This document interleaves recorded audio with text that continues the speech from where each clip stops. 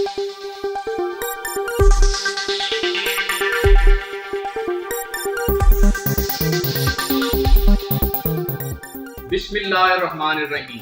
नाजरीन अस्सलाम वालेकुम।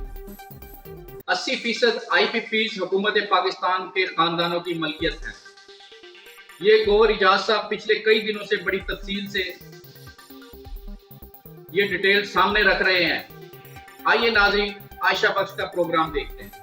80% IPPs हुकूमत और पाकिस्तानी खानदानों की मिल्कियत है। ये गौहर इजाज साहब बड़ी तफसील से इसकी डिटेल्स पिछले कुछ दिनों से सामने रख रहे हैं। 20% गैर मुल्की कंपनीज है, उनको साइड पर रख दिया जाए तो जो 80% के साथ मुआहदे हैं, ये क्या हुकूमत रिविजिट नहीं कर सकती है? क्या मुमकिन है इन मामलात को रिविजिट करना? एक तो आप स्ट्रेस में और प्रेशर में आके बहुत जल्दी मुत्तफिक हो जाती हैं चीज़ों के साथ, हालांकि बिल्कुल कोई वजह नहीं होती, यानी किसी में कोई लॉजिक की कोई आप सवाल क्या पूछते हैं जवाब आता है अचानक। एक्सीलेंट।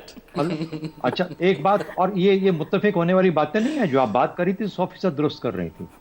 हमारा जमहूरी दौर जो है ना, हमारे 90 की दहाई हमारा जमहूरी दौर है। एग्रीड। और 90 की दहाई में दो ऐसे जबरदस्त किस्म के सौगातें इस मुल्क को सौंपी गई जो कि 90 की दहाई में शुरू हुई। आप कभी कभार एक प्रोग्राम कीजिएगा कि 1990 और 93 के बीच में फॉरेन करेंसी रेगुलेशन जो 1947 से चल रहा था, उसमें सबसे बड़ी मॉडिफिकेशंस उससे कुछ थोड़ी बहुत हमारी इकोनॉमी खुलना शुरू हुई, लेकिन वो जो मनी लॉन्ड्रिंग का एक निज़ाम क्रिएट हुआ उसको आज तक पाकिस्तान भुगत रहा है। उस मनी लॉन्ड्रिंग की वजह से, टैक्स अवॉइडेंस, टैक्स एविजन की वजह से इस किस्म के कर्ज लेने पाकिस्तान ने शुरू किए कि खुदा की पनाह आज पाकिस्तान कर्जों के बोझ तले खत्म होता जा रहा है। अच्छा उसके बाद अगला आ जाता है पाकिस्तान पीपल्स पार्टी का दौर। उसी वक्त जबकि 1995-96 के अंदर जब रेंटल पावर प्लांट से हम IPPs की तरफ गए, RPP याद करें, रेंटल पावर प्लांट से राजे बने पाकिस्तान के अंदर और मशहूर हुए, और उसके बाद फिर IPPs का मसला शुरू हुआ। अच्छा उस वक्त जमाने में क्या था, जिसके पास पैसा था, जो सरमायादार था, वो कहता था अच्छा जो बाहर बैठे हुए फ्रंटमैन उठा के पुराने वो सीधा प्लांट लाके पाकिस्तान में बिठा देते थे RPPs के तौर पे, और मुफ्त पैसा पाकिस्तान की कौम से लेते थे। ये पैसे अदा करने के लिए और कर्ज लिया गया। तो पूछते हैं ना कि कहां से खराबी स्टार्ट हुई? खराबी हुई जमहूरी दौर के उन 90 की दहाई के जमहूरी दौर से, जबकि कोई हाइब्रिड निजाम नहीं था इस मुल्क के अंदर, सिर्फ जमहूरी दौर था। उस जमाने के ये बीमारियां जो लेके चले हैं। उसके बाद आ जाए आगे की तरफ, CPEC स्टार्ट हुआ। 28 अरब डॉलर आपने CPEC के अब तक इस्तेमाल किए हैं इस मुल्क ने।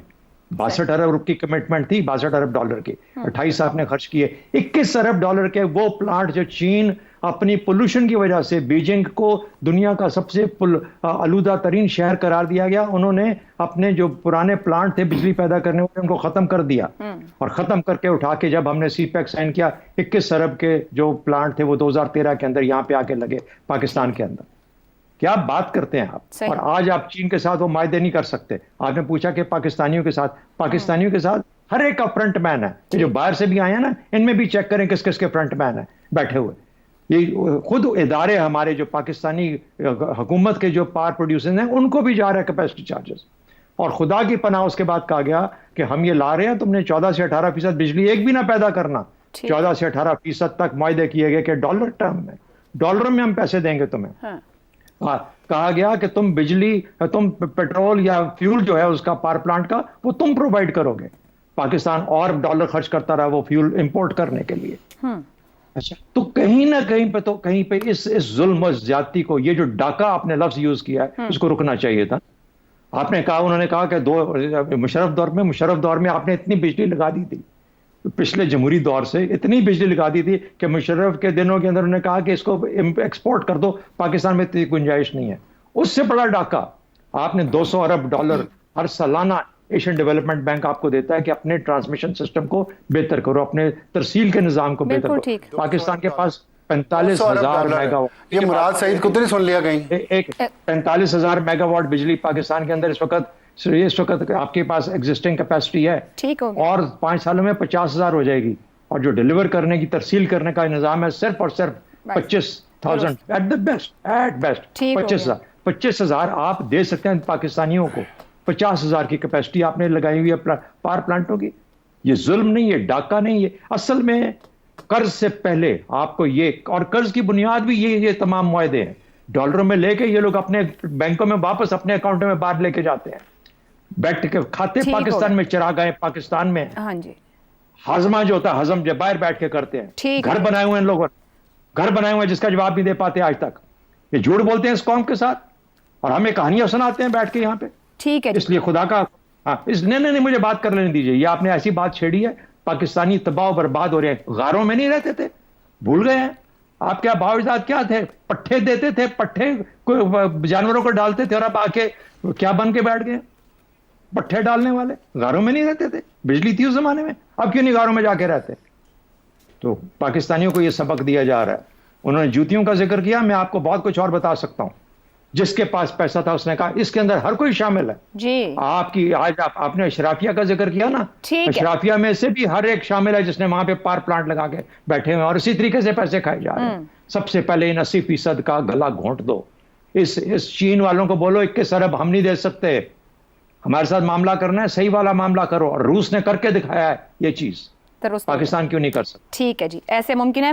1994 से 2024 इफ्तिखार साहब, पीपल्स पार्टी, मुशर्रफ, नून लीग, पीटीआई, आपके ख्याल में बड़ा जिम्मेदार कौन है जहां आज हम हैं बिजली के हाथों? आपका सवाल बुनियादी तौर पे ये है कि महंगी बिजली, गैर मंतकी IPPs माहदे, बिजली बनाए बगैर अरबों की वसूलियाँ, पाकिस्तान और IPP साथ नहीं चल सकते। क्या 40 ख़ानदान 24 करोड़ आवाम से ज़्यादा अहम है? ये है आपका सवाल। जनाब, इस मुल्क की अशराफिया पाकिस्तान के अवाम से ज़्यादा अहम है। आपने 40 ख़ानदानों का तज़किरा किया। 24 करोड़ लोगों का मुल्क उन 40 ख़ानदानों को नहीं पकड़ सकता, न कानूनी तौर पे, न जमहूरी तौर पे, न इखलाकी तौर पे। क्यों? वो ताकतवर हैं। ये 40 ही हुकूमत ताकतवर हैं, वो हर जगह पे मौजूद हैं। मैंने तो सुना है मुल्क में वो आईन और सिविल कानून है। ब्यूरोक्रेसी में मौजूद हैं, वो आपके कारोबार में मौजूद हैं, वो मालिक हैं असल में इस मुल्क के। आप उनसे सवाल करना चाहते हैं कि आपकी जुर्रत कैसे हो रही है और ये खेल नई शुरू क्या हो रही है? मैं तो हैरान हूँ कि एकदम सबको कैसे ख्याल आ गया कि पाकिस्तान तो लुट गया, पाकिस्तान को लूट लिया गया और बिजली की आड़ में लूट लिया गया। बहुत जल्द ख्याल आया, बहुत खूब ख्याल आया। और कैसे कैसे लोग बैठे हैं सवाल करने के लिए। भाई सिंपल सी बात है, अगर रियासत है तो उनको पकड़ो। सही। और इन लोगों ने जो प्रॉफिट कमाया है, कागज़ों में उस प्रॉफिट को जो डिक्लेयर किया है, एक ख़ास हद तक प्रॉफिट कमाने का उनको हक है, बाकी सारा प्रॉफिट छीन लो। कानून बनाओ कि हम ये, तुम्हें इतने प्रॉफिट की इजाज़त थी मिस्टर इफ्तिखार अहमद, तुमने एक प्लांट लगाया। नहीं, बात पूरी करने दो, आप डरते हो जब बात होती है। आराम से बात करें, करीब ही बैठे हैं आप। मैं बहुत दुखी हूं, लोगों के घरों में फसाद हो रहे हैं। खुद तुमने बताया कि एक भाई ने एक भाई को मार दिया जी। क्या हो गया जी? ब्रेक पे जाना। सारे दुखी हैं, मैंने कहा यहाँ पे। नहीं, मैं तो बिल्कुल दुखी हूँ। हमें शर्म नहीं आती कि हम क्या बात कर रहे हैं कि हम ये 40 लोगों को काबू में नहीं ला सकते। ये 40 ख़ानदान जो हैं इस मुल्क के 24 करोड़ आवाम की किस्मत का फैसला कर रहे हैं। नाजरीन, हमें एक बात की समझ नहीं आ रही। बिजली चाहिए तो सोलर और यूपीएस खुद लगवाएं। बच्चों को तालीम दिलवानी हो तो वो प्राइवेट स्कूलों से दिलवाएं। इलाज किसी का करवाना हो तो प्राइवेट अस्पतालों से करवाएं। पैसे देकर कचरा भी खुद उठवाएं।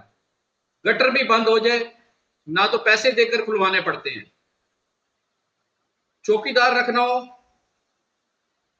तो खुद रखें, पैसे दे प्राइवेट कंपनी को। सरकारी काम निकलवाने हो तो काम से ज्यादा रिश्वत देनी पड़ती है। हुकूमत टैक्स किस बात का ले रही है? भाई, हम टैक्स किस लिए दे रहे हैं? बुनियादी जिंदगी गुजारने के लिए। 1 लाख 2 लाख का खर्चा इस मुल्क के अंदर आम घर में हो जाता है, तो लोग चोरी नहीं करेंगे तो और क्या करेंगे? बिजली महंगी करें तो क्या करें? क्या हम जानवर हैं? मजीद खबरों के लिए देखते रहें ग्लोबल ब्लॉग, फेसबुक, टिकटॉक और यूट्यूब चैनल।